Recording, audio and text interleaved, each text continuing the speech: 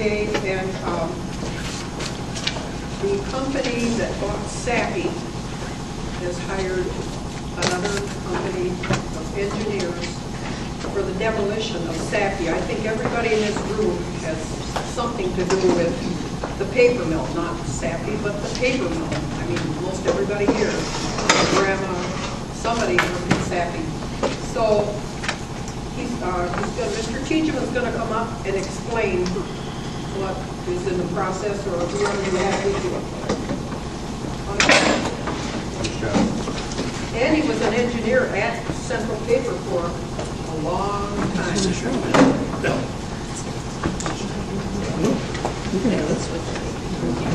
go ahead. In the meantime, why don't you get some coffee and get some more cookies, and then settle in for the next part.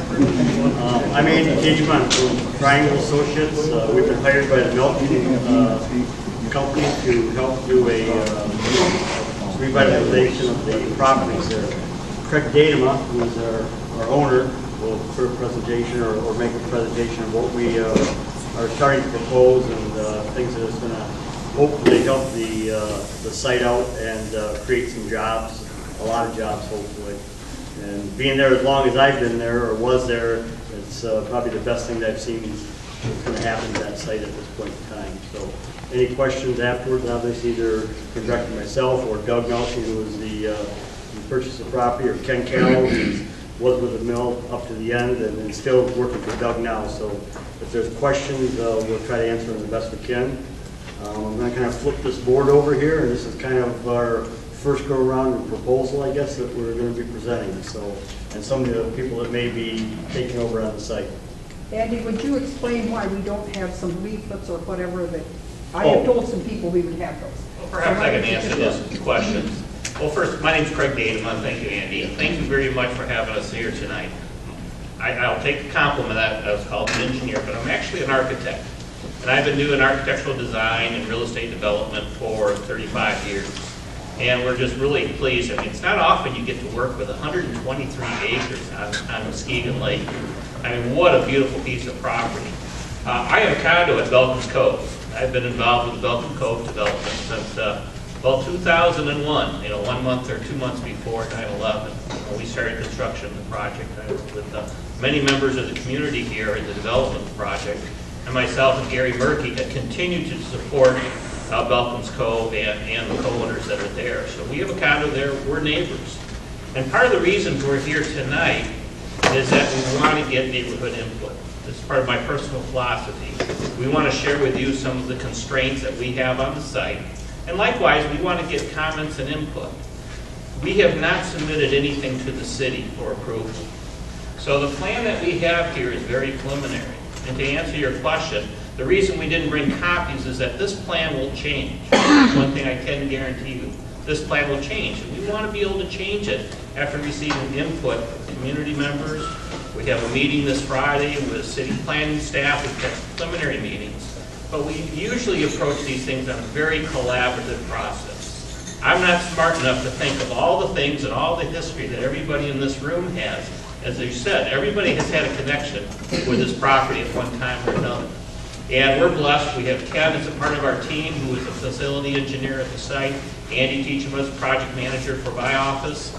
He worked here at this site for a long time. I'm learning stuff every day. So we really want to get your input and your ideas. But first, I thought we'd share kind of with you some of our preliminary thoughts and preliminary ideas and some of the constraints that we're working with. Can I answer your question? Some of the constraints that we have is, first and foremost, the land needs to be developed as an industrial use. It's currently zoned I-2, heavy industrial. It allows anything that's currently listed in that district to be there, as well as anything in the I-1 district. By the covenants of the land transfer to Mr. Melching, Sappi also has said they need to keep this for industrial use. So condos can't do it. I can tell you after 10 years of trying to sell condos at Belkin's Cove, can't do it. Not at this time. Sometime, yes, I hope. But right now, I would not recommend that as an attractive market use. Doug and with us is Mike Murphy from High Point Realty. They've been talking to a lot of potential users. and they've talked to some of the people that originally talked to the Sappi people. And there is a lot of interest in this property. It is such a unique property, and Muskegon is such a unique geographic area with the deep water access to Muskegon Lake. This has rail access, it has utilities, it has so many positive potentials. And we're working right now trying to develop a plan around some of these potential users. Now, all the users we're talking to are somewhat similar to the uses that Sappi had utilized on the property, with the exception of paper processing. So we aren't anticipating anything that would create a lot of noise, a lot of smell, or anything of that nature. But there are certain uses that we're currently considering, such as aggregate storage and processing as a part of perhaps cement plant processing. We have potential users for bulk chemical storage, similar to the tanks that Sappi had on the site. We're trying to find a user that can put the power plant back into operation and perhaps do some integration with some biomass production of some of the byproduct that would come out of that plant. So we're looking at how can we take 123 acres and get different users that can all utilize it together and take advantage of some of these resources. And as I said, this plan is just very preliminary in nature, and I think most of you are familiar with it. This side of the site would lay out very nicely for some of the bulk aggregate storage and processing. There's a current deep water well off of Muskegon Lake at this time. The plan would be proposed to enlarge that and make improvements to it for ship transport. The center part of the plant, we're looking at for perhaps metal processing, similar to other parts of Muskegon Lake. The existing power plant is located here. We're identifying this site parcel as a way to do the biofuel processing. Bulk chemical storage could happen in the center of the site. There's a significant, about 250 to 280,000 square foot of warehousing. I mean, that place is built really well. A lot of steel went into that building. We're looking at how can we reutilize some of those existing structures and put them back into adaptive reuse. And we're talking to a couple of potential users that would have an interest in this. And then, of course, the remaining eastern portion of the site would also allow additional manufacturing and or other approved I-2 or I-1 type uses. One of our goals is to create jobs in Muskegon, in the city of Muskegon. And a part of that is to bring economic value through the improvements that will help some of that lost tax revenue that the mayor was talking about just a few minutes ago. To access some of these separate parcels, to break this up, we're proposing putting in a road through the center of the site. We'll be meeting with city staff. We need to determine is it best to do that as a public road or a private road, how we would control access to the site. Security is going to be a concern for all the potential users on the site. So at this point in time, we're trying to work with limiting access to the site with some of the existing curb cuts. What we don't want is a whole bunch of new curb cut on Lakeshore Drive, which would add to traffic congestion. So we're trying to be sensitive to the existing neighborhood and how do we kind of work with what is already there and not add any more traffic and disruption to it. So I guess with that, we're kind of open to any comments or questions or areas that you think we should address. I have a question on that metal, on that burgundy colored one in the middle, between the two boat things. Yeah, what kind of metal plant are you talking? You know, the user would end up doing it, but right now an allowable use within the I-2 district is scrap processing. So it'd be kind of like with the steel mill that they proposed years ago. I would have to defer to somebody else. Truly, I think what he's talking about is something that's probably more like what Fisher Steel is downtown, where they bring in scrap and then they process it that way. I'm not trying to speak for Doug or them, but I mean, that's what I would take it as. It's allowable use right now in the I-2 district. What's the chemical storage? Again, nothing is final, but we're talking to a firm that would be able to process some asphalt, petroleum type of products, and be able to utilize deep water transportation to the site, processing, batching, and then rail transportation. So you're not going to put anything in there that you don't want to live next door to? I am a neighbor, exactly. I know, that's what I'm saying. Yep. It's a good question. Right. The larger structures, the smokestacks, are they going to remain? Right now, they're proposed to be demolished. And how high would the larger structure be?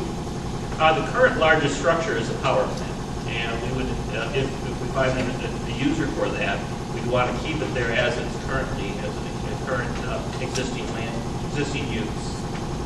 Otherwise, we'd have to live with the height restrictions that are in the current zoning ordinance. You mentioned road possibly being public. What about access to bike paths extending through the lakeside? We certainly want to encourage public access along Lakeshore Drive. And but at the same time, public access into the site would be probably dangerous and probably go against some of the shipping requirements of not allowing people access to cargo ships and things of that In terms of feet, how close the public view into the water? At this time, it would be proposed to keep up public access. If this would be limited to a public road, only on the public road, or if this is private, then on Lakeshore Drive. Yes? The Lakeside neighborhood has a long history of environmental concerns for the area. Back in the 60s, a group stopped the filling out to the bulkhead. We established a bulkhead ordinance.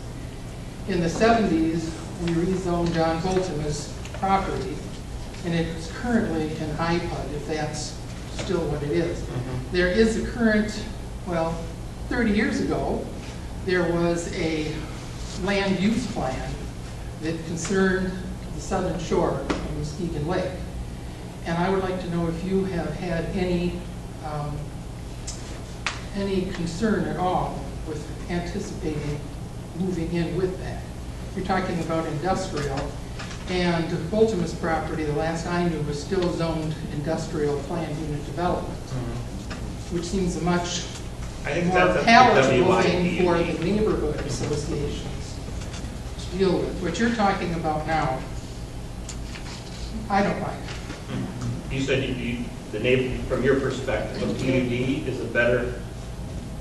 Because a PUD zoning ordinance has all the neighborhoods input in it. And that was, you know, when you were talking about the Cargill, the steel mill with Cargill place, it took 3 years, but the neighborhood association held that up in court for 3 years and finally got it to agree with the rest of the land use plan. Well, I respect your comments and I agree with you. That's one part of the reason we're here tonight is to get neighborhood input. Technically, as I said, we have not submitted anything to the city, and we're going to meet with staff again to kind of review some of those options. Some of the uses that we've talked tonight, we have to have a special use approval under the I-2 district. That would be subject to planning commission review, public notices going out, public input. So, you know, we know we're going to have public input, and this is why we want to kind of meet with everybody in advance, is to understand what some of the questions and concerns are. And you consider rezoning? Well, the rezoning consideration would be to a PUD, and actually any of the intended uses that we've talked about tonight are all allowed in different spots and areas along Muskegon Lake. But there's no single district that covers them all. And one of the things we want to review with the zoning staff is, you know, we've talked about the possibility of PUD. Could we try to create a PUD for this district and spell out exactly those uses that could go on the site? But as I said before, what we're proposing are currently allowed on the lake, and they currently had or very similar uses previously on the Sappi site as a single paper manufacturing facility. But now that the Sappi is gone, now we have a chance to clean that up and do something else with it. Well, you did start your question with the environmental, which is something I skipped over and failed to talk about. It's a concern that we have, as well as everybody in the community and everybody that uses the lake. We're working with Lakeshore Environmental, a very good, knowledgeable firm. They've done additional soil samples recently. We had previously identified areas that had special concerns. I'm not an environmental expert, so I'm not going to represent that I am. But all of our planning right now is working around those areas to the greatest extent possible and that if any work happens in any areas that there are some potential chemical residue, we have to comply with any of the restrictions in terms of how that material is handled. It would not be released in the air, it would not be disposed in the lake, it would not be disposed elsewhere off the site. So we're working with those experts in terms of how to implement a plan and understanding those constraints that we currently have with the environmental constraints. In late December 2009, the Muskegon Chronicle put out a 2-page ad of the redevelopment of that area. And in anticipation of that, I bought a house in Lakeside. But now all of those plans are completely off the table for shopping and restaurants and like that, all that stuff. I can't talk about that article, but I can say on this site, it's limited to industrial use by both deed restrictions as well as zoning requirements. Well, it's easy to And is it- rezone, but what would the deed problem be? Let me try to. Can I just ask, is this like going to be limited to like zero noise, zero smoke, zero smell, zero residue in the lake, which we're still cleaning up? I mean, otherwise, what's the point? Let me, Jobs, listen, you know. I understand everybody's passion about this. There's no doubt that there's issues, and we need to compliment Doug Melching and this group for coming to the neighborhood first before we do anything. But what we need to understand is the covenants, and perhaps I'm using the wrong term, but the covenants that came with the purchase of that property says that it has to remain industrial. Fine, but did you hear what I said? Industrial with zero pollution, zero Emissions. I know, zero and I danger. understand that, but some of the questions that were here is to change the zoning. If they came to the city to change the zoning and the city said they want, even if we agreed to change the zoning, they couldn't go forward with those types of projects of mixed use that perhaps we're all thinking would be ideal for that piece of property. So this is the challenge that they have. Now, we also have to understand that if they aren't looking for any special uses or those type of things, based on the zoning that's there, if they just come in and do everything that is I-1, that's what it's zoned for. They can go forward and do that really without coming to the city and requesting anything. So I understand it, but I think that we need to understand that there are some covenants that are there. And if that were to happen, or what could happen is we could have somebody that came in and purchased that piece of property or took over that piece of property and decided, you know what? There's a lot of money there in reclamation value. And take it all down and take the reclamation value and take the money and leave. And that's happened in many, many communities with industrial plants that's happened to. So we're fortunate to have some people that have taken it on that are willing to come to the community. We're not all going to agree with what's going to go on down there, and we've already had some discussions that haven't gone very well. You know, there Okay? brings up other questions, like how badly is that area polluted if you can't rezone it?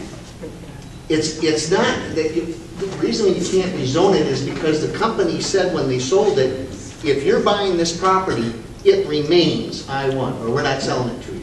And I can tell you from my experience of talking with other people that were involved in looking at that property, there were two things that they didn't like about it. Two things that Doug Melching stepped up and said, I'll take care of, I guess. One was is it had to remain industrial. So if you were looking at mixed use, you wanted to do some shopping, you wanted to do a marina, you wanted to do those type of things, Sappi said no. We're not selling it to you.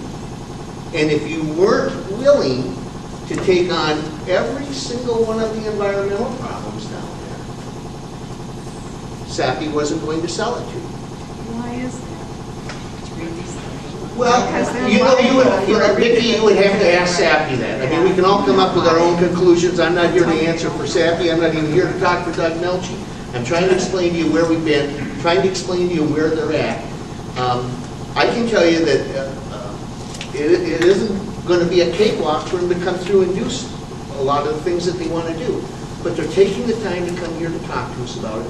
They're at least being open. But my point, the reason why I got here is I wanted to let you know that it isn't that they didn't consider doing some of those things, but in order to purchase the property, Sappi said no. So our alternative would be is we could have somebody come in here, take it, scrap and run. Or have Sappi still own it, scrap it out, and forget that they ever even owned that piece of property, and nobody could ever go on it, and it would just sit there and be empty, barren land. So do your best to be open. That might be better than having a whole bunch of industry. Well, I'm not saying you run, but let us wait and see what plans that they bring forward. All they're doing is saying, this is an idea that we have here, we'd like your input, and continue to give them their input.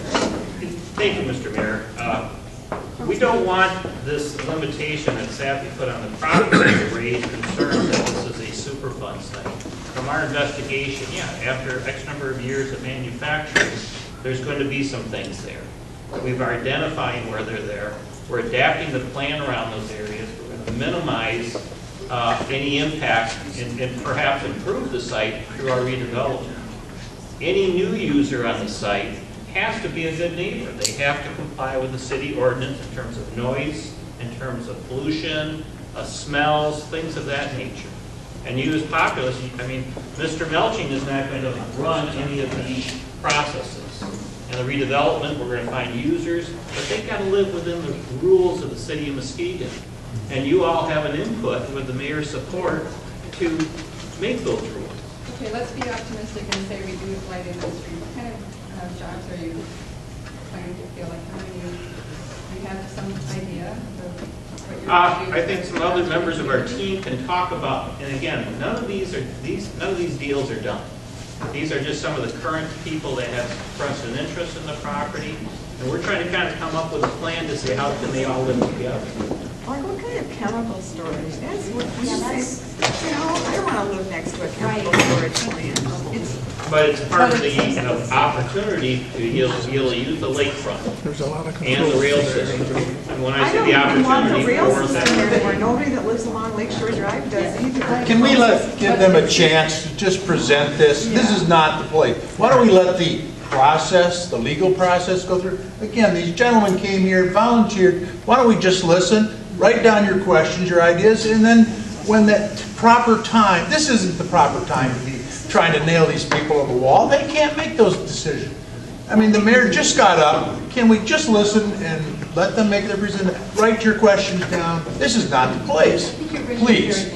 You're just continuing to, these are just suggestions. They have a process to go through. It takes a while.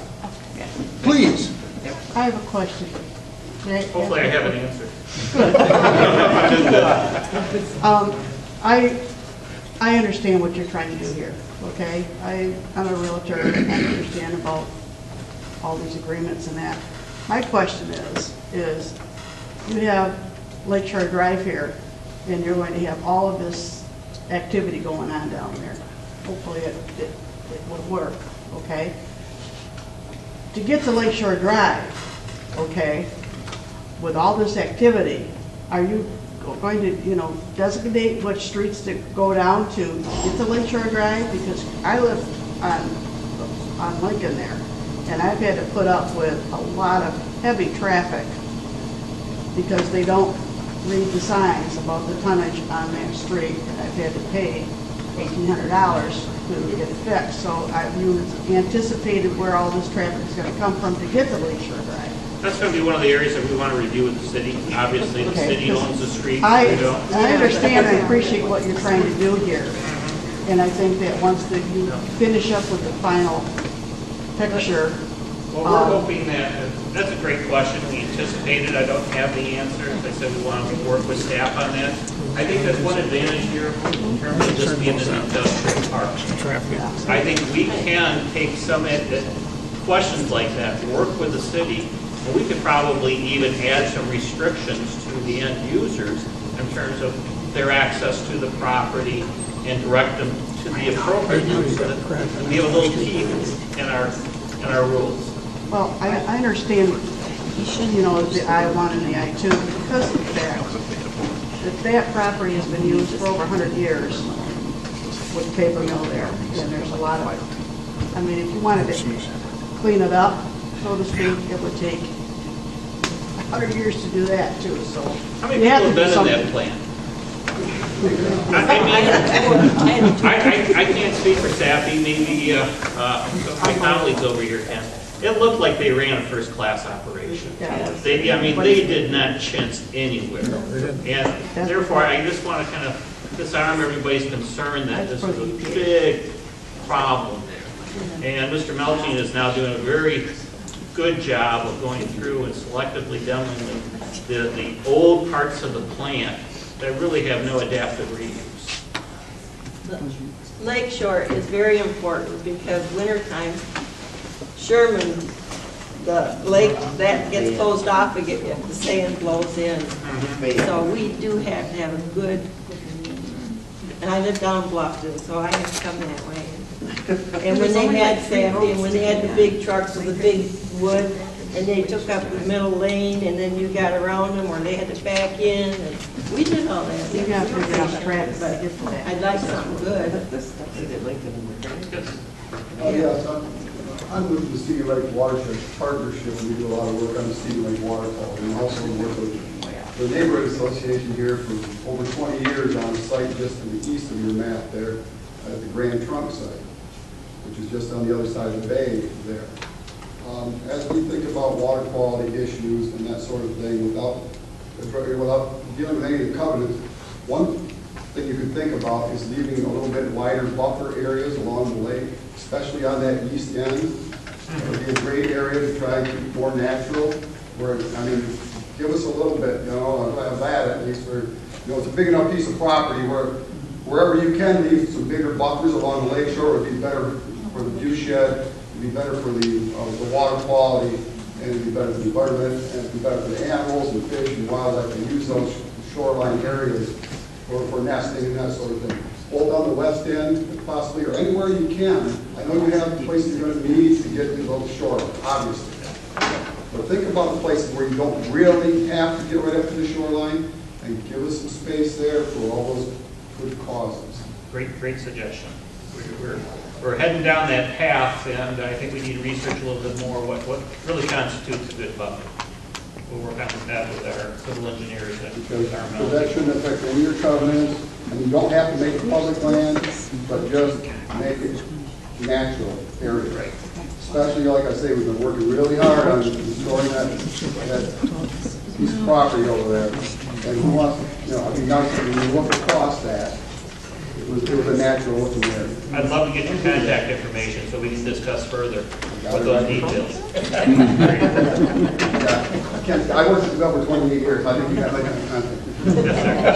Doesn't each piece of property have to conform as separately to the city Yes. regulations? So that has to do with landscaping and things like that, does it not? So each business Building would have area to step versus up. ground area. Yeah. Now, will you be hooking Stormwater up, collection. Really look nice, will you for be sure. hooking up to the wastewater again? Yeah. I mean, any of the new facilities will, but it has to comply in terms of what go into that. So then the city would be getting, or county would be getting money on that usage. Yeah, we're looking at potentially, I don't know, $100 million worth of potential improvement costs into this area. Including environmental cleanup. The several acres on the west side of the plant, would be opening that up as well? I'm sorry. The several acres that used to be storage for treated piles, there's a lot of acreage there. Would you be I think that's opening that up? primarily this area here that we're showing as perhaps as an aggregate processing. You're going to cement develop plant. that for plant industry, or you're going to open It would be consistent with the I-2 district. And some parts of it would require a special land use that we'll review. Did anybody really think about the traffic? I mean, there's only Lincoln, the Kraken, and Lakeshore Drive to get to that place. My guess is that there would be a preference to limit Lakeshore Drive through the business district. So they're gonna come down the Kraken with all the people that get homes on the Kraken. Kraken has, Just out of luck, I guess. well, again, this has been an industrial site for 100 years. We used to employ 1,300 people at the paper mill. I worked there when 1,300 people worked there. We had a lot of traffic on Lakeshore Drive, we had a lot on McCracken, we had a lot on Lincoln. Maybe some people didn't like it, but our taxes were subsidized, our water was subsidized, our sewer was subsidized, and we've lost all of that. So It has to be a give and take situation. Yeah. You know, so maybe we're not happy about everything, but another aspect, it might be great. You know, the people that are here represent hundreds of people in this area for one reason or another aren't here. I don't think that anyone's going to be happy with these plans that I know of. We can't hear. Well, as I said, we're working within some of the cards that were dealt with us. The land can only be used for industrial. I think everyone was anticipating the 2009 plans, and I don't know if you're a part of that or not, but it really brought up a lot of high hopes for the people in this area, and now it's right there.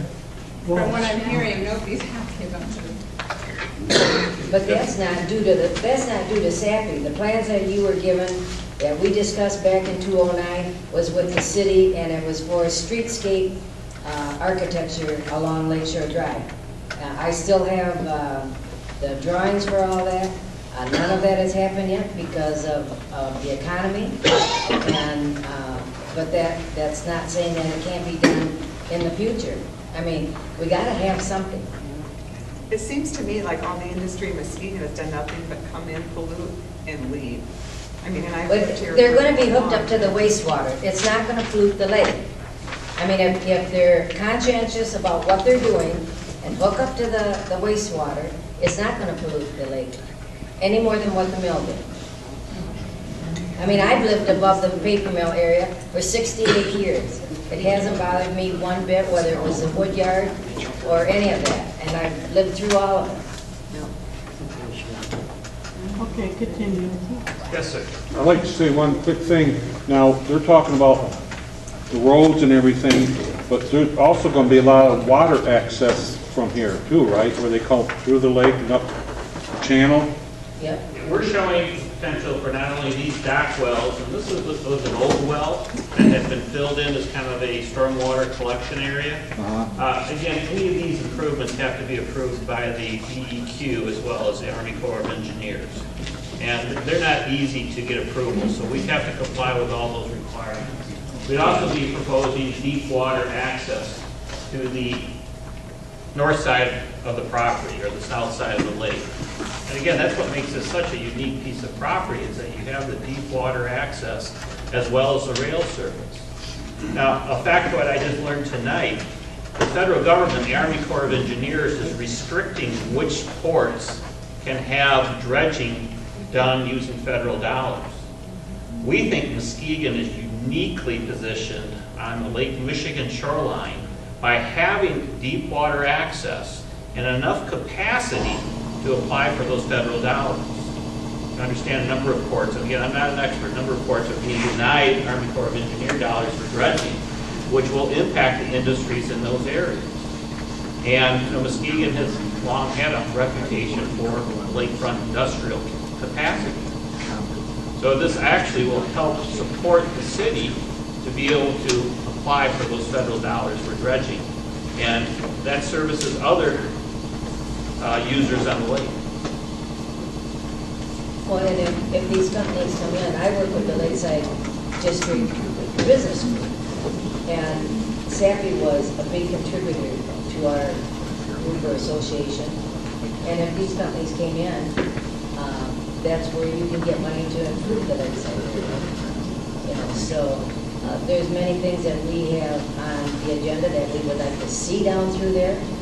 And if they come in and support us, it'll upgrade our area. Good point. You move in, we will send you a letter right away. The environmental cleanup that is already existing at that site, are there plans to work on that and get it cleaned up and back to? I wouldn't say that we have to do cleanup. There are some environmental areas that have been identified. We are looking to minimize disruption of those areas. When we are working in those areas, we have to work within the constraints of how we're digging up materials and disposing them if that's going to be the case. So we have a pretty clear picture, but I was amazed at how little contamination there really is on that site. But after 100 years of manufacturing, you're going to have something. And do both the stacks go with the power plant? Pardon me? Both stacks go with the power plant? I believe so, that's correct. Oh, no, you said do the stacks go with the power plant? Yeah. Does the power plant need those stacks or will they come down? The largest stack will go away in a matter of weeks. Oh, really? I want to go on. Hey, Sir, I live right up the bottom of the paper mill, and the reason I moved into Lakeside is because Mayor Warrington is going to be gone. Steve's talking. One moment, I think this gentleman would like to say something. All right, the reason people moved into Lakeside was because they worked at the paper mill. No. That's why Lakeside is here. Where do you think Muir Court came from, ma'am? Muir is the one that built, Out years ago. Mears is the one that built the original Central Mill. And basically, the people lived in Lakeside that worked at the mill.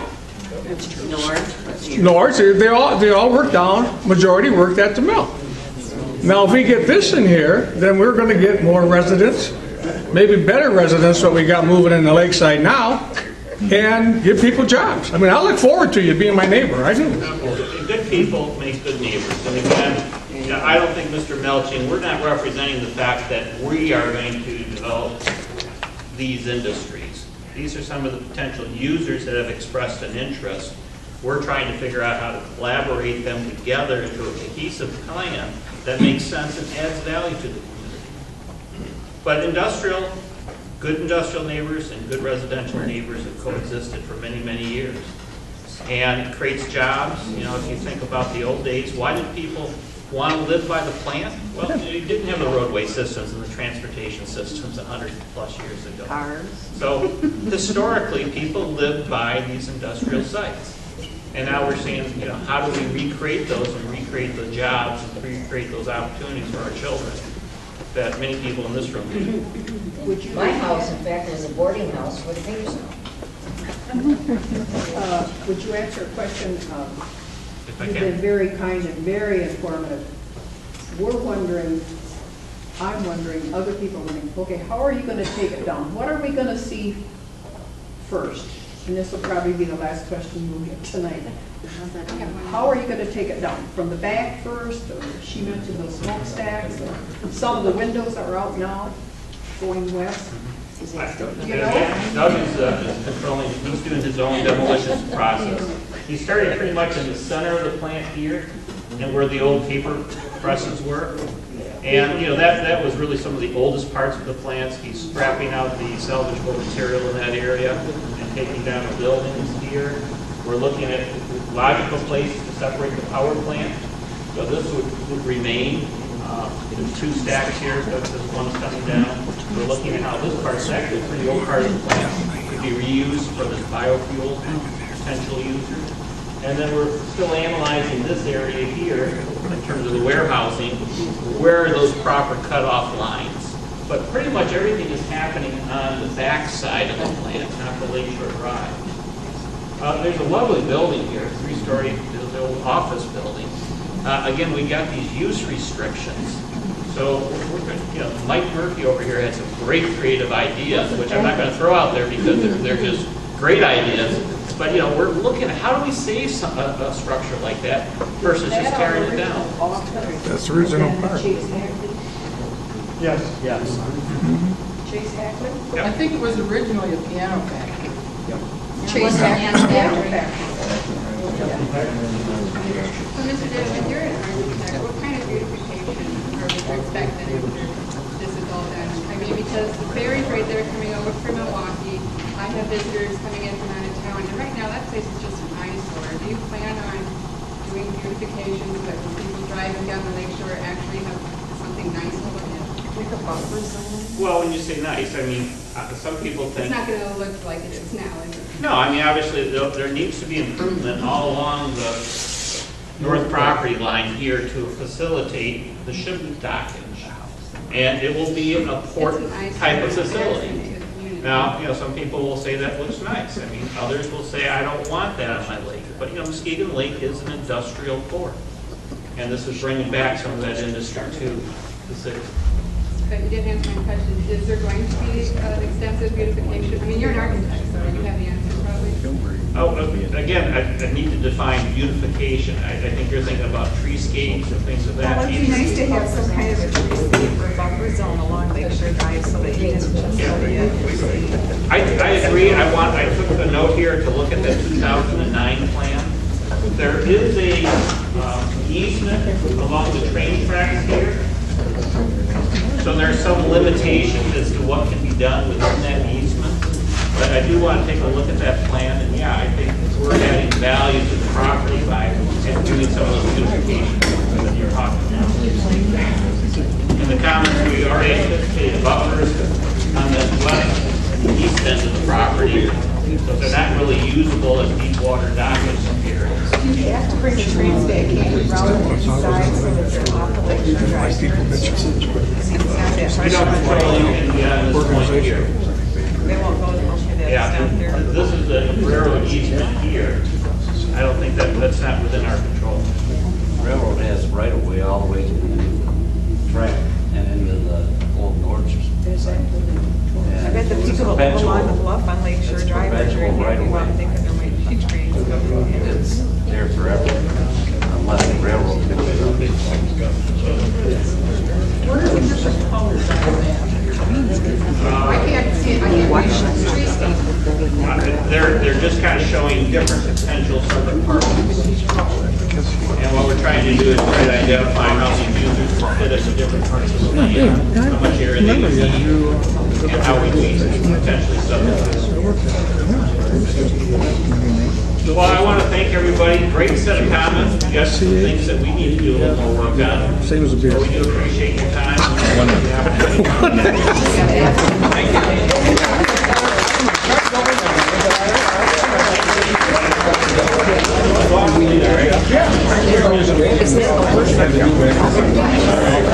Don't go away, Francis. Let's get an answer. He's probably correct. Yeah, You never know.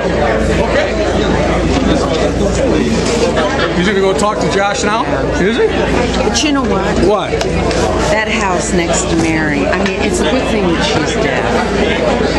Because those people, Saturday night, I sleep with my bedroom window. Yeah, no, I look through it once in a while. I go down the alley and I jump to